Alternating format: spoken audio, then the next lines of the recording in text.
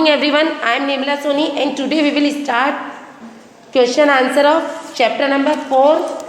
आज हम स्पर्श बुक के पद्य खंड के चैप्टर नंबर 4 मनुष्यता वाले के क्वेश्चन आंसर करने जा रहे हैं। देखिए, निम्नलिखित प्रश्नों के उत्तर दीजिए।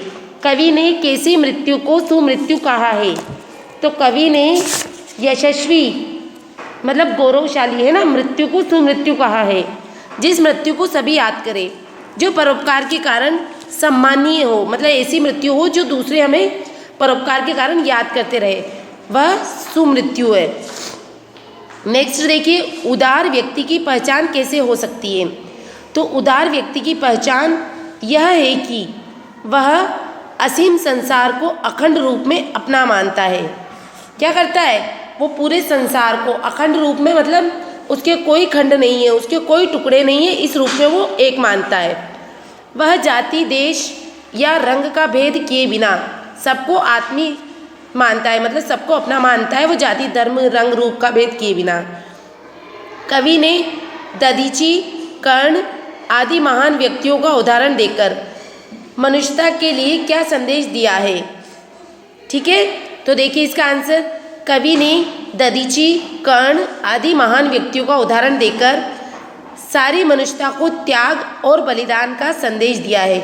जैसे देखिए, दधीची ने देवताओं की रक्षा के लिए अपनी हड्डियां तक दान में दे दी थी।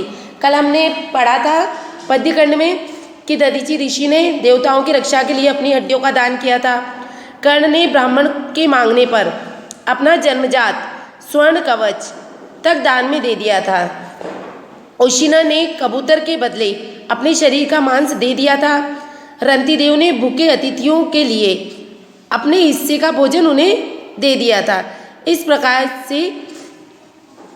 प्रकार ये महापुरुष हमें आत्मत्याग और मानव सेवा का पाठ पढ़ाते हैं। नेक्स्ट क्वेश्चन देखिए, कविता में किन पंक्तियों में यह व्यक्त किया गया है कि हमें गर्व रहित जीवन व्यतीत करना चाहिए? तो निम्न पंक्तियों में गर्व रहित जीवन जीने की प्रेरणा दी गई है। रहो न भूल के कभी मदांध तुच्छ वित्त में, सनात जान आपको करो न गर्व चित्त में। ठीक है, तो इन पंक्तियों में ये गर्व रहित जीवन व्यतीत करना चाहिए, ये बताया गया है। नेक्स्ट देखिए क्वेश्चन नंबर 5, मनुष्य मात्र बंधु है से आप क्या समझते हैं? स्पष्ट कीजिए। इसका अर्थ है संसार के सभी मनुष्य हमारे बंधु है। बंधु मीन्स रिश्तेदार, अपने हैं, भ्रातृवत है। भ्रातृवत मतलब हमारे भाई के जैसे। विश्व का कोई भी प्राणी हमारे लिए पराया, बेगाना, विजातीय, शत्रु नहीं है। कवि ने सबको एक होकर चलने की प्रेरणा क्यों दी है? तो कवि ने सबको एक होकर चलने की प्रेरणा इसलिए दी है क्योंकि सभी प्राणी मूलतः एक है, वे एक ही पिता की संतान है। पूरी मानवता एक है। दूसरे मनुष्य का धर्म है कि वह दूसरों को भी उठाने, बढ़ाने और तारने का काम में आए। कवि ने देखो ये शब्द बताए थे इसके लिए, तभी समर्थ भाव है कि तारता हुआ तरे। नेक्स्ट देखिए, व्यक्ति को किस प्रकार का जीवन व्यतीत करना चाहिए इस कविता के आधार पर लिखिए। तो यह कविता हमें ये संदेश देती है कि हमें दूसरों के काम आना चाहिए। हमें स्वार्थ को तिलांजलि देकर, मतलब स्वार्थ से ऊपर उठकर मानव जाति के लिए जीना चाहिए। हमें पूरे संसार को अपना बंधु मानना चाहिए। हम जहाँ भी दुख दर्द देखें वहीं करुणा, दया और परोपकार का व्यवहार करें।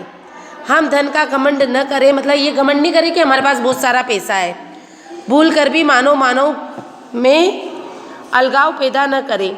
जहाँ तक हो सके हम सभी में मेलजोल बढ़ाने का प्रयत्न करें। हमें क्या करना चाहिए? सभी में एक होने का भाव बढ़ाने का प्रयत्न करना चाहिए। देखिए नेक्स्ट क्वेश्चन, मनुष्यता कविता के माध्यम से कवि क्या संदेश देना चाहते हैं? तो मनुष्यता कविता के माध्यम से कवि मानवता, एकता, सहानुभूति, सद्भाव, उदारता और करुणा का संदेश देना चाहता है। वह मनुष्य को स्वार्थ, भिन्नता, वर्गवाद, जातिवाद, संप्रदायवाद आदि संकीर्णताओं से मुक्त करना चाहता है। वह मनुष्य में उदारता के भाव भरना चाहता है। उदारता मतलब अच्छे भाव भरना चाहता है जो कि हम दूसरों का उद्धार कर सके। कवि चाहता है कि हर मनुष्य समस्त संसार में अपनत्व की अनुभूति करे, वह दुखियों, वंचितों और ज़रूरतमंदों के लिए बड़े से बड़ा त्याग करने को भी तैयार हो जाए। वह कर्ण, दधीची, रंतिदेव आदि के अतुल त्याग से प्रेरणा ले। वह अपने मन में करुणा का भाव जगाए। वह अभिमान, लालच और अधीरता का त्याग करे। एक दूसरे का सहयोग करके देवत्व को प्राप्त करे। वह हंसते हंसते जीवन जिए तथा आपसी मेलजोल को बढ़ाने का प्रयास करे। उसे किसी भी सूरत में अलगाव और भिन्नता को हवा नहीं देनी चाहिए। देखो, निम्नलिखित पंक्तियों के भाव स्पष्ट करने हमें। सहानुभूति चाहिए, महाविभूति है यही। वशीकृता सदैव है बनी हुई स्वयं मही। विरुद्धवाद बुद्ध का दया प्रभाव में बहा। विनीत लोक वर्ग क्या न सामने झुका रहा। तो देखो, लेखक कहता है मनुष्य की सबसे बड़ी पूंजी है सहानुभूति की भावना। यदि मनुष्य में करुणा और सहानुभूति हो तो सारी पृथ्वी उसकी मुट्ठी में हो जाती है। संसार के सब लोग उसका सम्मान करने लगते हैं। भगवान बुद्ध ने अपने समय की सारी परंपराओं का विरोध किया, इससे लोग बहुत क्षुब्ध हुए। उन्होंने बुद्ध का हर प्रकार से विरोध किया, परंतु जब बुद्ध ने अपनी करुणा का प्रवाह बहाया तो उनका सारा विरोध बह गया। समाज के सभी वर्ग उनकी करुणा के सामने झुक गए। वे बुद्ध के अनुयायी बन गए। अनुयायी बनना मतलब उनके शिष्य बन गए। देखो नेक्स्ट देखिए, रहो न भूल के कभी मदांत तुच्छ वित्त में। सनात जान आपको करो न गर्व चित्त में। अनाथ कौन है यहाँ त्रिलोकनाथ साथ है। दयालु दीन बंधु के बड़े विशाल हाथ है। देखो, इसमें कवि कहता है मनुष्य को भूलकर भी धन का घमंड नहीं करना चाहिए। धन बहुत तुच्छ उपलब्धि है। तुच्छ मतलब बहुत छोटी चीज़ है। कई लोग धन के कारण स्वयं को सुरक्षित और सनात मानने की भूल कर बैठते हैं। मतलब ये सोचते हैं कि हमारे पास तो पैसे हैं तो हम सब कुछ कर सकते हैं। तब उनका चित्त गर्व में मदहोश हो जाता है। परंतु सच यह है कि इस दुनिया में सभी सनात है। सब पर ईश्वर की कृपा है। कोई प्राणी अनाथ नहीं है। वह भगवान बहुत करुणावान है। वह गरीबों पर दया करता है। उनकी शक्ति अपरंपार है। अतः हमें ईश्वर पर भरोसा करना चाहिए, सांसारिक धन संपत्ति पर नहीं। देखो, चलो अभिष्ट मार्ग में सहर्ष खेलते हुए। विपत्ति विघ्न जो पड़े उन्हें ढकेलते हुए।